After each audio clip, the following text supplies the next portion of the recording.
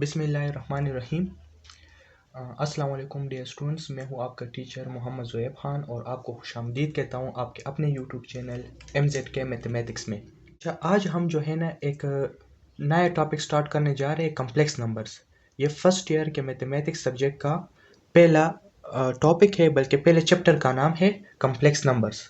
तो complex number आज पढ़ेंगे। इससे पहले वाले लेक्चर में हमने बेसिक कंसेप्ट्स पढ़े थे कि नंबर क्या होते हैं, नंबर की डिफिनीशन क्लियर हमने कराई थी। इसके अलावा नेचुरल नंबर हो गए, होल नंबर, रियल नंबर्स तक हम पहुंचे थे। रियल नंबर किसे कहते हैं? रियल नंबर को कैपिटल R से रिप्रेजेंट किया जाते हैं कि the union of rational and irrational numbers. जब रेशनल और इरेशनल नंबर का यूनियन लिया जाता है तो उसको हम क्या कहते हैं? रियल नंबर्स कहते हैं। ठीक है ना। तो रियल नंबर के एक बेसिकली रियल नंबर में हमारे पास नेचुरल नंबर भी आ जाते हैं, होल नंबर्स भी आ जाते हैं हमारे पास, ठीक है ना, इंटीजर्स भी आ जाते हैं, फिर इसके बाद हमारे पास रेशनल नंबर भी आ जाते हैं और इरेशनल भी आ जाते हैं। ठीक है। तो आज के लेक्चर में हम कम्प्लेक्स नंबर पढ़ेंगे। इसका पहला इंट्रोडक्शन हम पढ़ेंगे कि कम्प्लेक्स नंबर की शुरुआत कहाँ से हुई, क्यों हमें कम्प्लेक्स नंबर की ज़रूरत पड़ी, और फिर इसकी डिफिनीशन की तरफ आएंगे। ठीक है। तो चलिए देखते हैं, शुरू करते हैं कम्प्लेक्स नंबर। अच्छा जी, कम्प्लेक्स नंबर का इंट्रोडक्शन क्या है कि in real numbers the square of any number x is always non negative, that is x square greater or equal to 0। एक डिफिनीशन तो मैंने आपको ये बताई थी कि जो रियल नंबर होगा वो, इसकी डिफिनीशन है कि the union of rational and irrational number is called real number. लेकिन अगर आपको कोई नंबर गिवन हो, फॉर एग्जाम्पल मैं यहाँ पर रफ वर्क में आपको बता देता हूँ, रफ वर्क में कि मेरे पास कोई नंबर है 3, तो आपको पता किस तरह चलेगा कि आया ये रियल नंबर है कि नहीं है? तो इसके लिए इन्होंने कहा है कि जो भी रियल नंबर होता है ना, वो हमेशा नॉन नेगेटिव होगा। उसका जो स्क्वायर है, the square of any number x is always non negative. जो रियल नंबर होता है ना, अगर आप उसका स्क्वायर ले ले, इसका आंसर नॉन नेगेटिव आएगा। तो मुझे अगर ये जानना है कि ये 3 रियल नंबर है कि नहीं, तो मुझे क्या करना होगा? इसका स्क्वायर लेना होगा। तो अगर मैं 3 का स्क्वायर लेता हूँ, इससे क्या आ रहा है? 9 विच इज ग्रेटर देन 0। तो मतलब ये एक पॉजिटिव नंबर आ गया है, तो 3 हमारे पास क्या बन जाएगा? रियल नंबर बन जाएगा। फॉर एग्जाम्पल मैं यहाँ पर एक और नंबर लेता हूँ, -9 लेता हूँ। अब मुझे पता नहीं है कि -9 रियल नंबर है कि नहीं है, तो मैं क्या करूँगा? इसका स्क्वायर लूँगा। तो -9 के ऊपर अगर आप स्क्वायर ले ले तो इससे क्या आ जाएगा? आपको ऑलरेडी पता है कि 9 9 से होता है 81, और चूंकि ऊपर पावर स्क्वायर है तो स्क्वायर की वजह से ये माइनस साइन जो है वो प्लस में चेंज हो जाएगा, माइनस खत्म हो जाएगा। ठीक है ना। तो ये भी हमारे पास आ गया ग्रेटर देन 0, पॉजिटिव नंबर आ गया। तो हम कह सकते हैं कि -9 क्या है? एक रियल नंबर है। इस तरीके से अगर आप 0 ले ले तो 0 रियल नंबर है कि नहीं? तो अगर आप 0 का स्क्वायर लेते हैं ना, तो इससे भी हमारे पास 0 आ रहा है, विच इज इक्वल टू 0।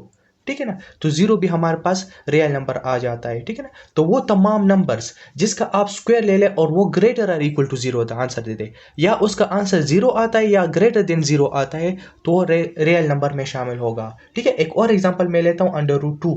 तो क्या √2 जो है हमारे पास रियल नंबर है कि नहीं है?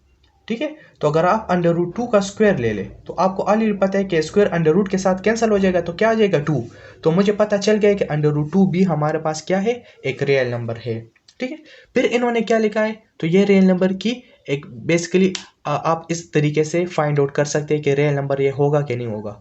तो कोई भी नंबर अगर आपको फाइंड आउट करना है कि ये रियल नंबर है कि नहीं, तो उसका आप स्क्वायर ले ले, अगर वो ग्रेटर इक्वल टू 0 आ जाए तो वो नंबर जरूर रियल नंबर होगा। फिर क्या लिखा है कि हाउ एवर, ताहम, sometimes we come across with the situation such that x square less than 0। बाज़ औक़ात हमारे पास इस तरह सिचुएशन आ जाती है, एक इस तरह इक्वेशन गिवन होता है कि जिसका हम स्क्वायर ले लेते हैं लेकिन उसका आंसर नेगेटिव आता है, लेस देन 0 आता है।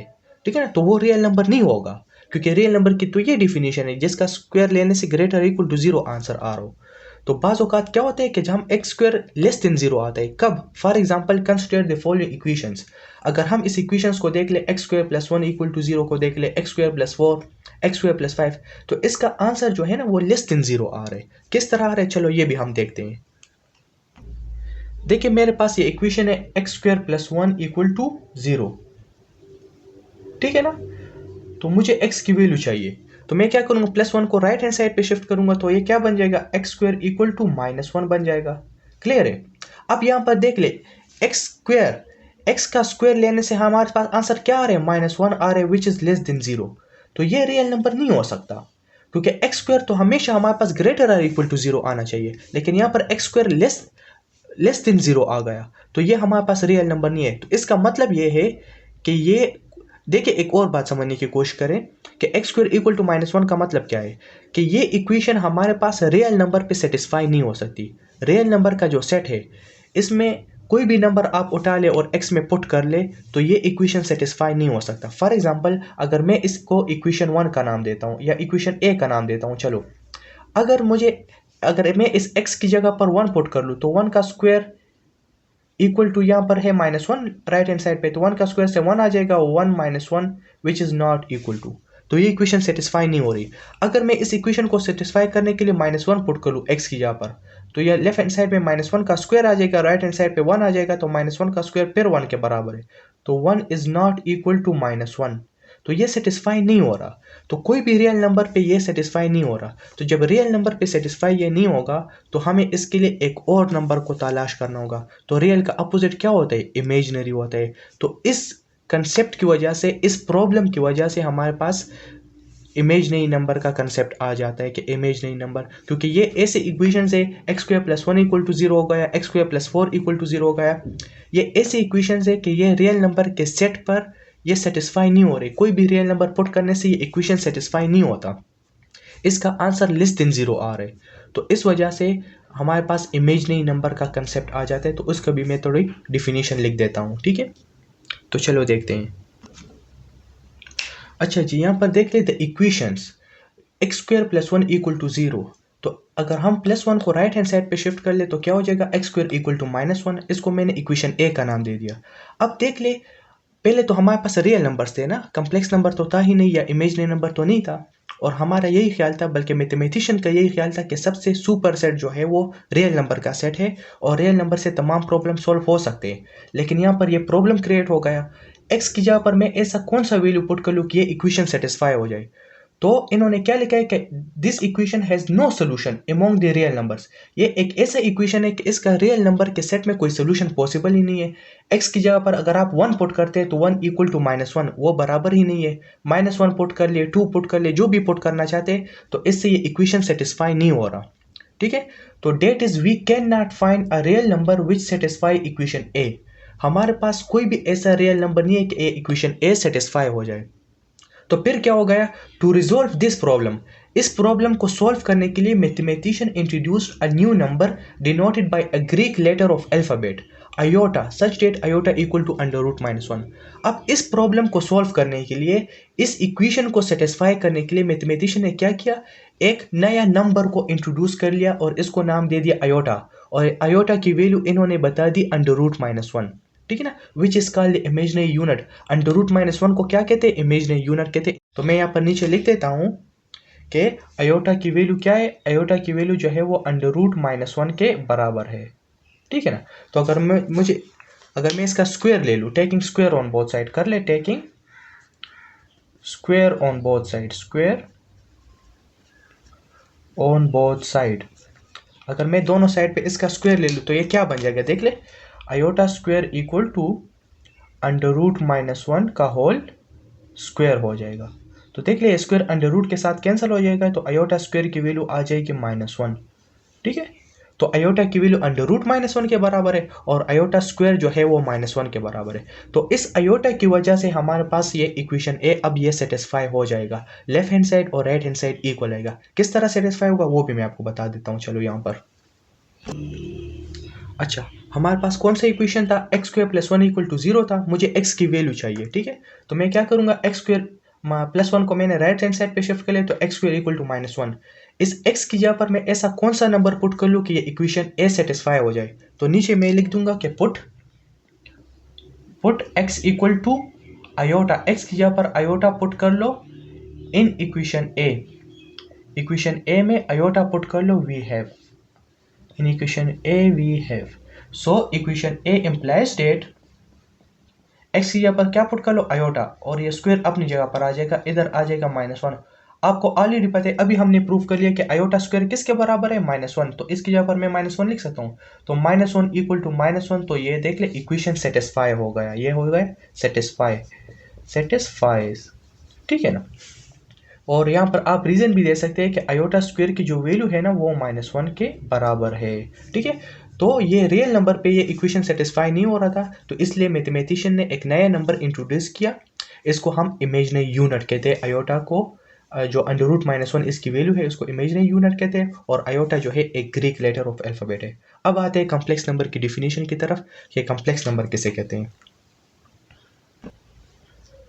तो कम्प्लेक्स नंबर की क्या डिफिनीशन है?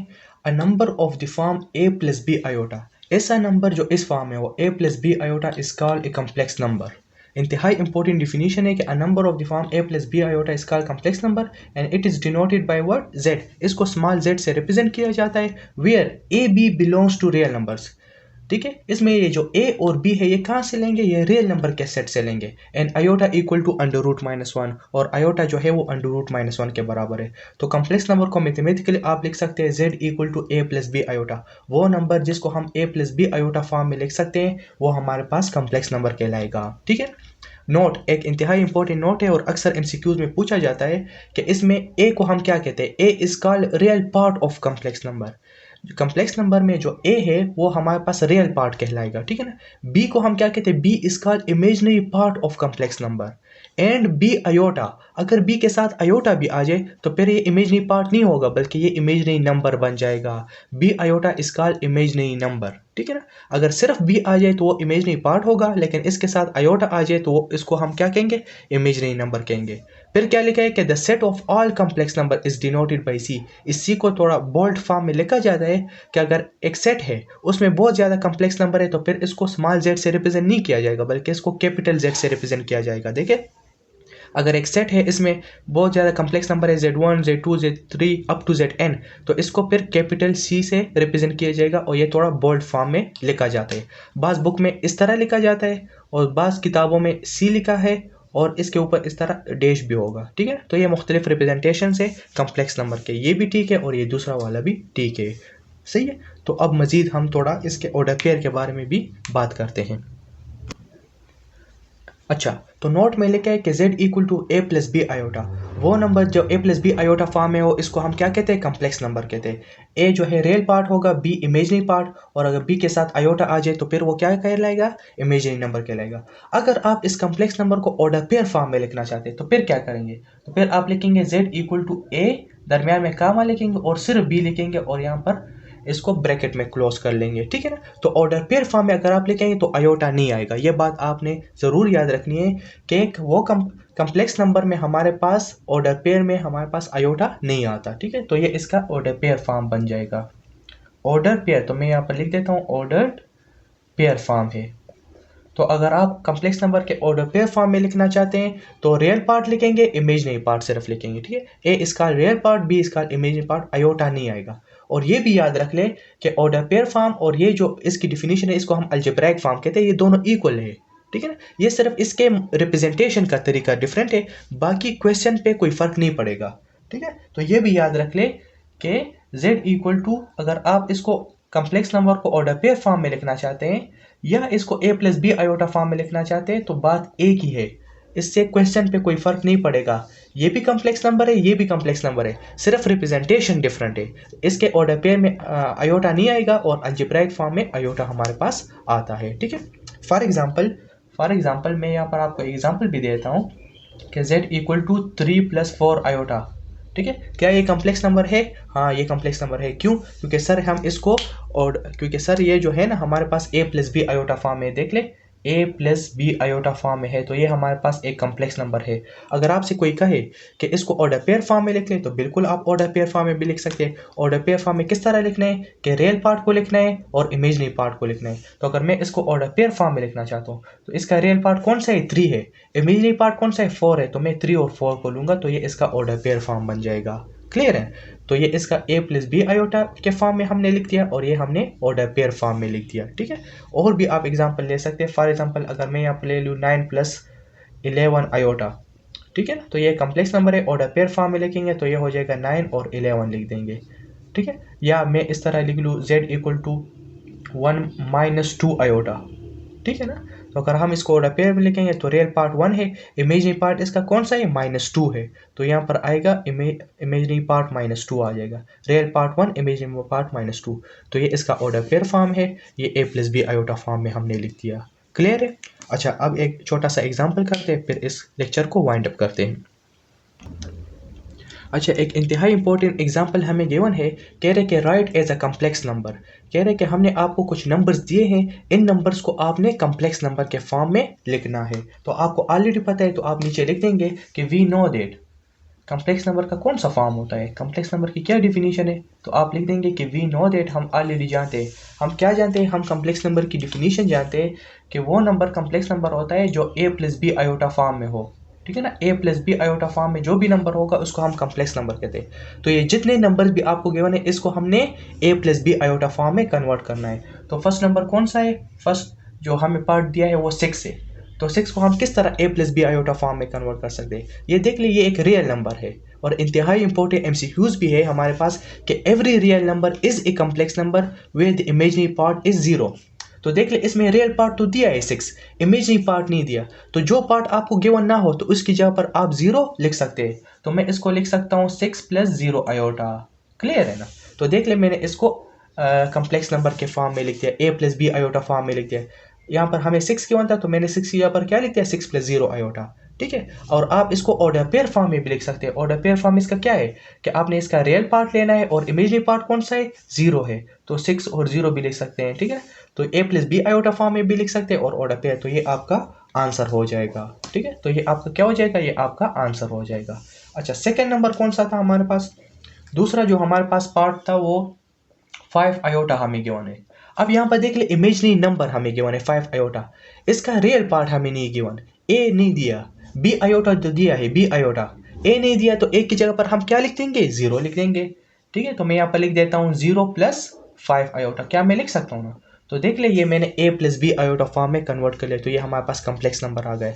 ऑर्डर पेयर फॉर्म में लिखना चाहते हैं तो बिल्कुल लिख सकते हैं, रियल पार्ट इसका 0 है, इमेजिनरी पार्ट इसका 5 है। ठीक है, तो बस ये आपका क्या हो जाएगा, ये आपका कंप्लीट आंसर हो जाएगा। ये अमूमन MCQs में पूछा जाता है। ठीक है, अच्छा, इसका तीसरा नंबर पार्ट कौन सा है, तीसरा नंबर जो है वो 0 है, हमें सिर्फ 0 दिया है, रियल पार्ट दिया है 0। तो हम क्या करते हैं, इसको लिख सकते हैं 0 + 0 आयोटा फॉर्म में मैं इसको लिख सकता हूँ। ऑर्डर पेयर फॉर्म में लिखना चाहते हैं तो इसको आप 0 0 भी लिख सकते हैं। तो ये आपका क्या हो जाएगा, ये आपका तीसरा पार्ट भी सॉल्व हो गया। अच्छा, 4 नंबर जो पार्ट है, इन्होंने क्या दिया है, 4 नंबर पार्ट को अगर आप देख ले, 3 - √-9। ठीक है ना, अब इसको थोड़ा सॉल्व करना होगा। अंडर रूट के अंदर नेगेटिव साइन आए, तो पहले हम इस नेगेटिव साइन को ख़त्म करेंगे। तो हम इसको क्या लिख सकते हैं, 3 - √। क्या मैं इसको -1 × 9 नहीं लिख सकता, क्योंकि -1 के साथ 9 मल्टीप्लाई होगा तो फिर -9 आ जाएगा। क्लियर है ना? और हमारे पास अंडर रूट की एक प्रॉपर्टी है, क्या प्रॉपर्टी है वो भी मैं आपको बता देता हूँ कि 3 इसको मैं अलग अलग भी लिख सकता हूँ, √-1 और √9 भी हम लिख सकते हैं। ठीक है ना, हमारे पास अंडर रूट की एक प्रॉपर्टी है कि अगर हमारे पास √a भी आ जाए तो वो बराबर होता है √a और √b के। तो मैंने इस प्रॉपर्टी का इस्तेमाल करते हुए इस होल अंडर रूट को अलग अलग लिख लिया।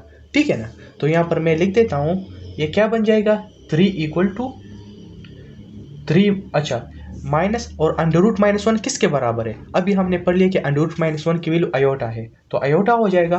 और √9 किसके बराबर है, √9 जो है वो 3 के इक्वल होता है, तो हम लिख सकते हैं 3। इसको आप a + b आयोटा फॉर्म में तोड़ा, इसको इस फॉर्म में लिख ले, आयोटा को बाद में लिख ले, तो 3 - 3 आयोटा आ जाएगा। तो देख लीजिए हमारे पास एक कम्प्लेक्स नंबर बन गया। ठीक है, तो हमें क्या गिवन था, हमें लेफ्ट हैंड साइड में गिवन था 3 - √-9 गिवन था, इसको हमने कम्प्लेक्स नंबर के फॉर्म में लिख दिया। ये a + b आयोटा वाली फॉर्म है, और इसको आप ऑर्डर पेयर फॉर्म में भी लिख सकते हैं। इसका रियल पार्ट 3 ले ले, इमेजिनरी पार्ट कौन सा है, -3 है, तो 3 और -3, इसको आप ऑर्डर पेयर फॉर्म में भी लिख सकते हैं। तो ये आपका आंसर हो जाएगा कंप्लीट। सही है। अच्छा, एक इंतहाई इंपॉर्टेंट नोट है कि फर्स्ट नंबर नोट क्या है कि a complex number whose real part and imaginary parts are 0। ऐसा कम्प्लेक्स नंबर जिसका रियल पार्ट भी 0 है और इमेजिनरी पार्ट भी 0 है, तो इसको हम क्या कहते हैं, 0 कम्प्लेक्स नंबर कहते हैं। वो कम्प्लेक्स नंबर z = जिसका रियल पार्ट भी 0 है और इमेजनरी पार्ट भी जीरो है। जीरो प्लस जीरो आयोटा जब आ जाए तो इसका एक स्पेशल नाम है। क्या नाम है? जीरो कॉम्प्लेक्स नंबर कहते हैं। देख ले, इसका रियल पार्ट भी जीरो है, इमेजनरी पार्ट भी जीरो है। सेकंड नंबर क्या कह रहे हैं? क्या complex number whose real part is one, यानी मतलब है कि ए की वैल्यू तो वन है and imaginary part is zero और बी की वैल्यू जीरो है, then it is called unit complex number. वो complex number z equal to जिसमें रियल पार्ट क्या है? वन है, तो मैं यहाँ पर लिख देता हूँ वन, और इमेजनरी पार्ट क्या है? जीरो। तो वन प्लस जीरो आयोटा अगर आपके पास आ जाए तो इसको हम क्या कहेंगे? यूनिट कॉम्प्लेक्स नंबर कहा जाएगा। ठीक है ना। अच्छा, तीसरा नोट क्या है कि a complex number whose real part is zero and imaginary part is one, then it is called imaginary unit. ऐसा complex number z equal to जिसका रियल पार्ट जीरो है प्लस इमेजनरी पार्ट वन है, तो one iota हो जाएगा। तो ऐसे complex number को हम क्या कहते हैं? इमेजनरी यूनिट कहते हैं। देख लेना, इसको जरा सॉल्व कर ले। z इक्वल टू ये जीरो प्लस वन आयोटा है ना, तो इसको मैं आयोटा लिख सकता हूँ सिंपली तरीके से। ठीक है ना, क्योंकि जब कोफिशिएंट में वन आ जाए तो हम अमूमन वन को नहीं लिखते। ठीक है, तो यहाँ पर आ जाएगा z इक्वल टू आयोटा, और आयोटा की वैल्यू क्या है? आयोटा की वैल्यू हमें सबको पता है कि अंडर रूट माइनस वन के बराबर है। तो इस वजह से iota equal to under root minus one को क्या कहा जाता है? इमेजनरी यूनिट कहा जाता है। ये मैंने आपको शुरू में बताया था, शुरू में बताया था जब मैंने डिफिनीशन लिखी थी कि आयोटा एक ग्रीक लेटर ऑफ अल्फाबेट है और आयोटा की value under root minus one है, इसको इमेजनरी यूनिट कहा जाता है। क्यों कहा जाता है? तो वो यहाँ पर क्लियर हो गया कि ऐसा कॉम्प्लेक्स नंबर जिसका इमेज रियल पार्ट जीरो हो, इमेजनरी पार्ट वन हो, तो सिर्फ आयोटा रह जाएगा, तो इसको फिर हम इमेजनरी यूनिट कहेंगे। ठीक है, तो आज के लिए इतना काफ़ी है। उम्मीद करता हूँ कि आपको इस लेक्चर की समझ आ गई होगी। फिर भी कोई मसला हो, किसी डिफिनीशन की समझ ना आई हो, तो बिल्कुल आप कमेंट सेक्शन में पूछ सकते हैं, मैं आपको ज़रूर रिप्लाई दूंगा। सो आज के लिए इतना ही। Wish you all the best. Thank you. अस्सलाम वालेकुम।